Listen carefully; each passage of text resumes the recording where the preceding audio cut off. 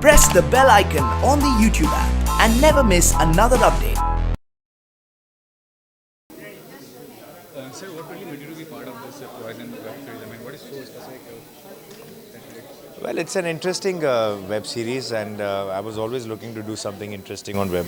And when this character came to me, on the script came to me, I found my character very interesting and something that I wanted to portray. So I'm fortunate that I got an opportunity, and it has turned out pretty good, and I'm happy that I've done that. And now I'm waiting to see the results. Although many have explored this medium as such and have become successful also, but being a film star, that is a thought when you are approached with a web series or any medium like that. I don't know what reservation that people have towards web series. Web series is the next big thing.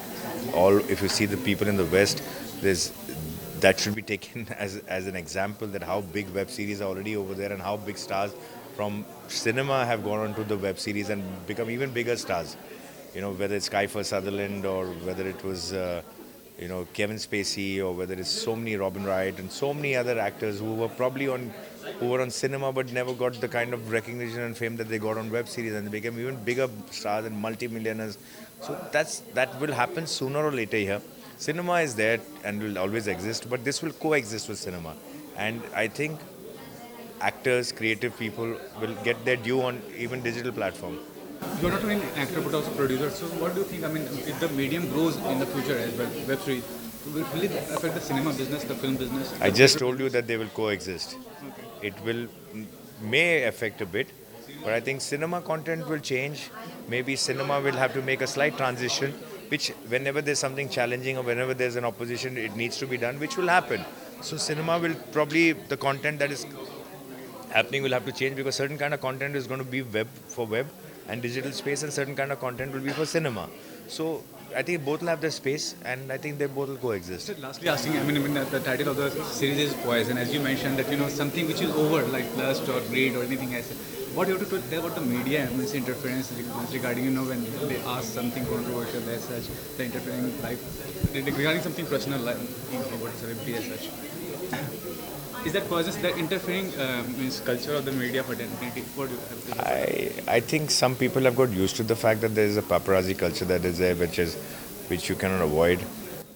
Whether you ask me whether every time you need to be filmed or you need to be, I don't know. Some people have a different opinion. I personally feel that ये जो जैसे कि यहाँ इस time पे जब legit आपकी जब इंटरव्यूज़ वगैरह लेने होते हैं या आपके फोटोग्राफ्स लेने होते हैं, यहाँ आपको ये ज़्यादा ज़रूरी होता है. But when I'm sitting and having like a private dinner with my son, I don't necessarily that I want it to be photographed, or maybe for my family member, or maybe with my girlfriend, or maybe with anybody who I want to go. I may not necessarily want it to be public. Today, पहले ज़माने में जब लोग city छोड़ के जाते थे तो वो किसी को नहीं बताते थे कि वो सिटी छोड़ के जा रहे हैं. यार उनको छुट्टी पे जाना है, वो बॉम्बे छोड़ के जाते थे. अभी आपके गेट के ऊपर खड़ा है एक आदमी, आप बॉम्बे छोड़ के जा रहे हो, दुनिया को आप बता रहे हो कि बॉम्बे छोड़ के जाते हो. तो मेरी प्राइवेसी है किधर? मैं कब जाता हूँ बाहर, मैं कब आता हूँ, आपको सब दुनिया को बताना है. तो मेरी ज़िंदगी की बाहर की ज़िंदगी तो आपने कहाँ खाना खाता हूँ, कहाँ नहीं खाता हूँ, मैं चाहूँ या ना चाहूँ, आप बता रहे हो. तो वो एक किस्म से चला गया आपकी ज़िंदगी की एक थोड़ी सी प्राइवेसी जो होती है कि आप चुपचाप बैठ के कहीं डिनर कर रहे हो, या चुपचाप शहर छोड़ के चले गए, या चुपचाप आप कहीं हॉलिडे ले रहे हो. आप चाहो नहीं चाहो गाड़ी से उतरो और शुरू. तो वो अभी क्या कर सकते हैं? अभी you have to live with that thing. It's not a very, I'm not a big fan of that, but I don't know. I think that's something that we'll have to deal with.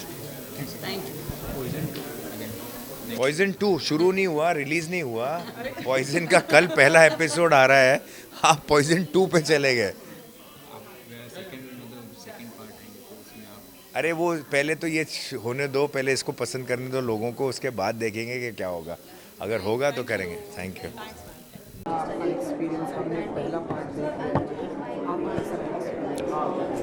Ji, experience बहुत ही शानदार रहा.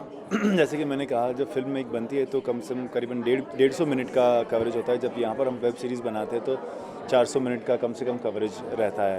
10-11 episode जो 40-40 minute के बनते हैं.